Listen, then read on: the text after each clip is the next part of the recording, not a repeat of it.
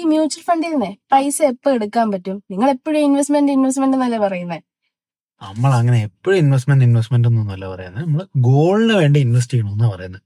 എന്ന് വെച്ച് കഴിഞ്ഞാൽ ഒന്ന്, നിനക്ക് ഈ ഒരു ഗോളിന് വേണ്ടി ആയിരിക്കുമല്ലോ ഇൻവെസ്റ്റ് ചെയ്യുന്നത്. അതിന്റെ ഒരു സമയം ആകുമ്പോഴത്തേക്ക് നിനക്ക് മ്യൂച്വൽ ഫണ്ടിൽ നിന്ന് ഇറങ്ങാം. ഒന്ന്.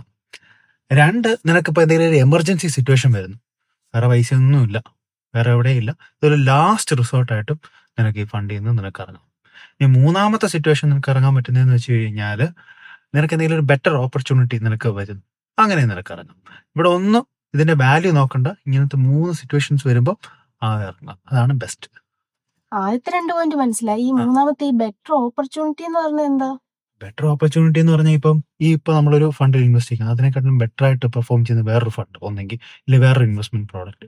അതല്ലാന്നുണ്ടെന്നുണ്ടെങ്കിൽ നിന്റെ ആക്റ്റീവ് ഇൻകം കൂട്ടുന്ന എന്തെങ്കിലും ഒരു സംഭവത്തിൽ ഇൻവെസ്റ്റ് ചെയ്യുന്നു.